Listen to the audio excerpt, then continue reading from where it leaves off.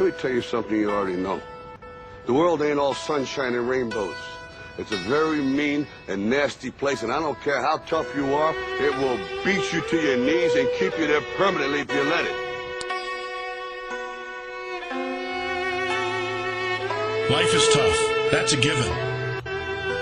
When you stand up, you're going to be shoved back down. When you're down, you're going to be stepped on. My advice to you doesn't come with a lot of bells and whistles. It's no secret. You'll fall down, you'll stumble, you'll get pushed, you'll land square on your face.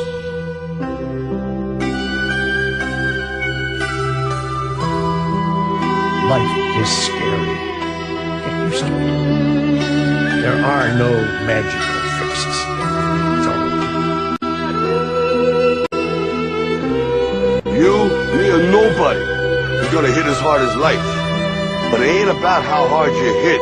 It's about how hard you can get hit and keep moving forward. How much you can take and keep moving forward. That's how winning is done. A lot of people in this world search endlessly for some complex, magical formula to understand why some people are successful and why others are not. Greatness is not this wonderful, esoteric, elusive, God-like feature that only the special among us will ever taste. You know, it's something that truly exists in all of us. The heaviness of being successful was replaced by the lightness of being a beginner again. I'm convinced that the only thing that kept me going was that I loved what I did. You've got to find what you love. There's a certain delusional quality that all successful people have to have. When you want to succeed as bad as you want to breathe, then you'll be successful. The only thing you care about when you're trying to breathe is to get some fresh air. That's it. And when you get to the point where all you want to do is be successful as bad as you want to breathe, then you'll be successful. But what is most important is don't be afraid to fail. You can't always win, but don't be afraid of making decisions. You might never fail on the scale I did, but some failure in life is inevitable. It is impossible to live without failing at something, unless you live so cautiously that you might as well not have lived at all, in which case you fail by default. When I was 17, I read a quote that went something like, "If you live each day as if it was your last, someday you'll most certainly be right." It made an impression on me, and since then, for the past 33 years, I've looked in the mirror every morning and asked myself, if today were the last day of my life, would I want to do what I am about to do today? Because almost everything, all external expectations, all pride, all fear of embarrassment or failure, these things just fall away in the face of death, leaving only what is truly important. Remembering that you are going to die is the best way I know to avoid the trap of thinking you have something to lose. Is distinctly different about me is I'm not afraid to die on a treadmill. You might have more talent than me, you might be smarter than me, but if we get on the treadmill, there's two things. You're getting off first, or I'm going to die. It's really that simple. We are going to give them 2 to 3 minutes and I'll finish them.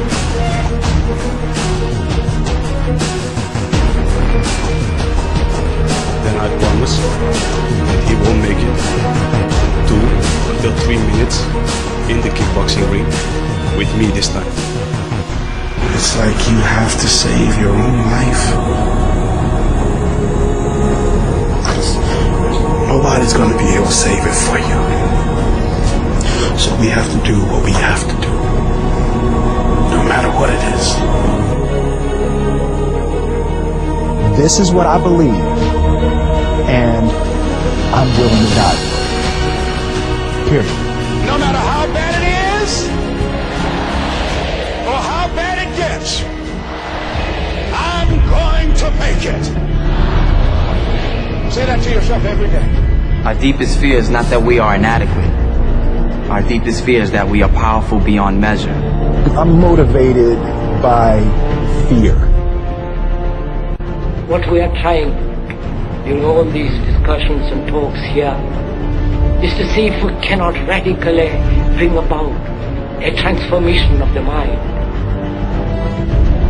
Not accept things as they are, but to understand it, to go into it, to examine it, give your heart and your mind with everything that you have to find out a way of living differently. But that depends on you and not somebody else. Because in this there is no teacher, no pupil, there is no leader, there is no guru, there is no master, no savior. You yourself are the teacher and the pupil, you are the master, you are the guru, you are the leader. You are everything. To understand is to transform what is. You know, when you get old in life, things get taken from you. I mean, that's part of life. But you only learn that when you start losing stuff. You find out life's this game of inches.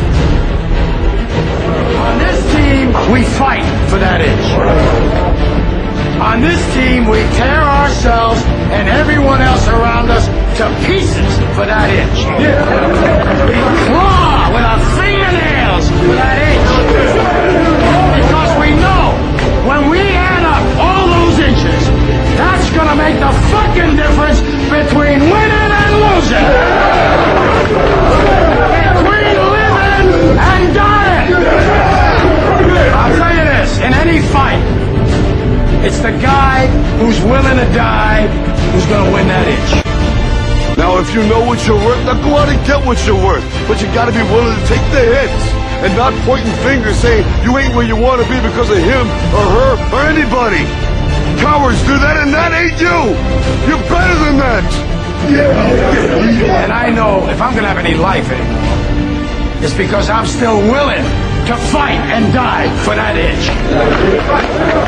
Because that's what living is.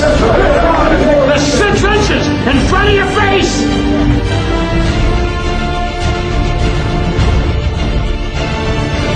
We get one opportunity in life, one chance in life to do whatever you're gonna do, to lay your foundation, to make whatever mark you're gonna make, whatever legacy you're gonna leave your legacy, and it's found through effort.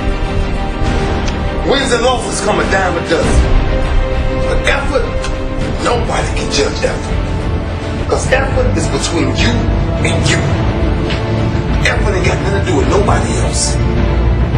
So that team that think they're ready to see you, and think what they see on film,